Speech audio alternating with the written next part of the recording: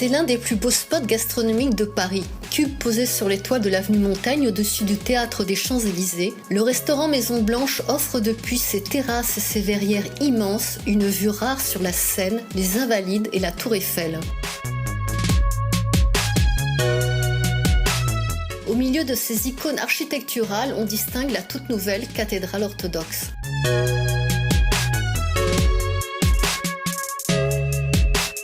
L'été, les pavots ornent les terrasses fermées l'hiver, mais les frimas venus, on peut encore se délecter d'un cocktail avec vue.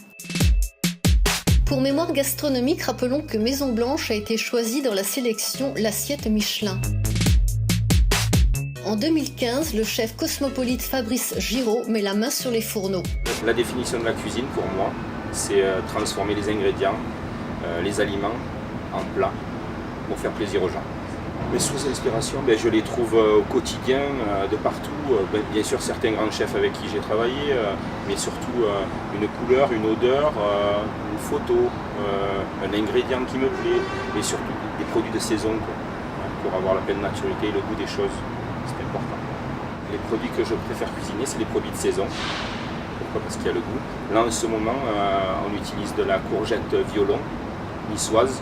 Donc elle vient du pays niçois. On l'a fait en marmelade pour accompagner notre sol. Sinon aussi, je vais vous préparer tout à l'heure un ragoût d'artichaut violet de Provence, tourné. Ça, c'est la pleine saison, c'est super sympa. Avec du chèvre de Monsieur Fabre de Touraine. C'est un super producteur aussi. On essaie de trouver les bons ingrédients à maturité. C'est le goût, quoi, la cuisine aussi.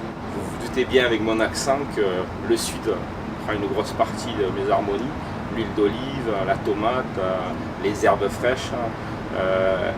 Et mes disruptions, je pense que les petites ponctuations d'épices de mes voyages, quoi, que j'ai introduit ça et là, comme par exemple la réduction de grenade de Turquie, c'est magnifique, c'est leur balsamique à eux, c'est le nard, ils appellent ça et tout, on met un peu dans des salades ou alors dans des sauces, ou bien la baie de Sancho de Chine, je suis resté 3 ans pour relever un bouillon ou un ragoût, voilà mes disruptions.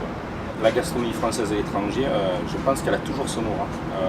Moi quand j'étais à Istanbul, quand tu es un bon chef français, tu es réellement vénéré. Parce que moi, sur mes 5000 followers Facebook, il y en a une bonne moitié, ça doit être des Turcs et des Chinois. Mais qu'y aurait-il à améliorer pour faire changer, pour avancer les choses et tout ? Je pense qu'on est capable, et on l'a montré, à réagir justement, à ne pas s'endormir sur nos lauriers. Quand j'ai commencé ce métier, c'était encore la fin de la cuisine nouvelle.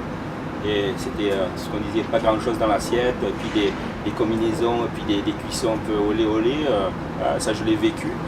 Après, avec Alain Ducasse avec qui j'ai travaillé, c'était la vérité au fond de la marmite pour moi et tout. Hein, les cocottes, les jus, je m'étais dit ça c'est la cuisine. Voilà, quand il avait retrouvé les produits, ça c'était la cuisine. Et je pense que non, on est capable de s'adapter assez vite. Regardez un peu avec Adrian Ferrat qui a monopolisé pendant quelques années et tout la scène médiatique. On s'est vite rendu compte qu'il y avait certaines choses à prendre d'intéressantes, mais il y en avait d'autres, je veux dire, le goût n'était pas là, quoi. C'était waouh, mais c'était pas Et ça, je pense que nous, ça sera toujours On a beaucoup changé déjà. Je pense qu'on n'est plus dans le carcan de l'escoffier, absolument l'escoffier. Vous voyez, l'autre fois j'écoutais un reportage et tout sur Maximin justement, et qui disait à son époque c'était l'escoffier et tu bougeais pas une oreille de l'escoffier. Maintenant, Dieu merci, on a ouvert des voies, quoi. On s'est permis certaines choses qu'on ne se permettait pas avant. Alors je pense qu'on est sur la bonne voie pour continuer comme ça. Par exemple, on a transformé certaines façons de faire, des jus un peu plus courts, on se permet d'utiliser certains produits semi-élaborés. Cette démarche des chefs d'une certaine réputation et tout, à travers la France, pour justement essayer de faire avancer les choses avec l'agriculture raisonnée, être moins brutal avec les animaux pour les tuer. Cocopelli aussi, on en a beaucoup parlé à une certaine époque et tout ça, je trouvais que c'était bien. Oui, moi tout ça j'adhère, mais les problèmes qu'on rencontre avec justement ce genre d'approvisionnement, pour nous, qui faisons quand même pas mal de clients par jour, c'est justement la quantité. Et puis puis aussi, il ne faut pas se leurrer, ça a un certain prix pour l'instant. Et je pense que dans l'avenir, oui, c'est notre avenir, et je l'espère d'ailleurs et tout, parce que ça préservera la planète, et ça c'est très important pour les futures générations. Je pense que c'est le chemin dans lequel il faut aller.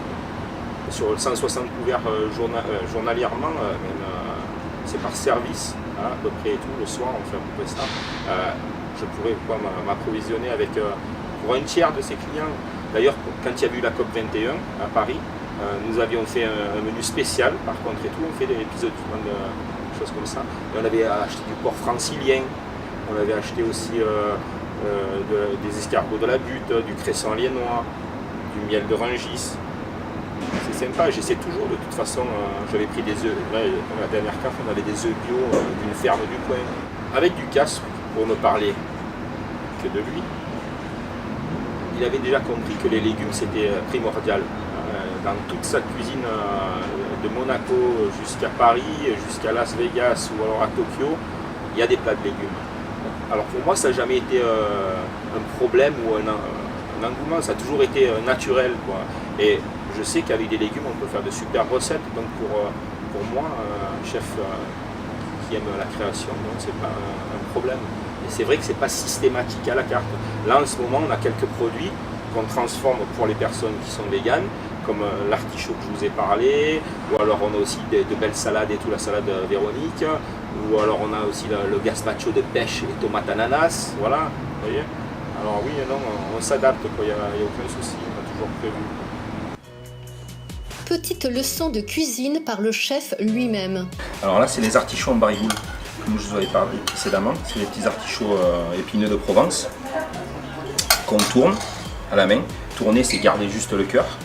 Et qu'on cuit avec une garniture aromatique et du fond de légumes. Et là, vous voyez des belles tomates confites, du basilic et des olives tagache. Et là, j'ai rajouté la version carnivore des petits dés de jambon cebo espagnol. Et vous allez voir. On va les dresser comme ça. C'est un plat chaud.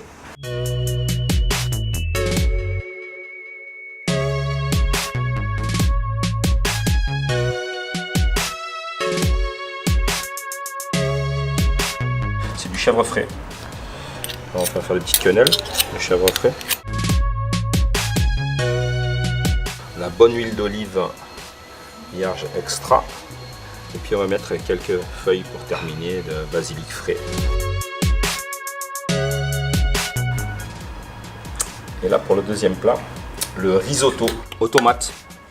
Tomates cuites en concassé, tomates crues en salpicon.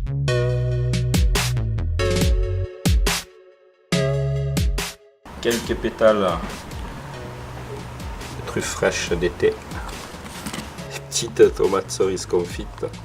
Quelques copeaux de parmesan reggiano, bien sûr, hein, le pétale de la fleur de courgette. Et on terminera avec la bonne huile d'olive.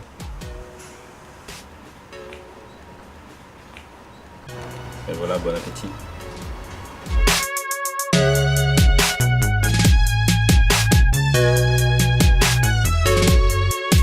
Et maintenant on vous abandonne, on goûte.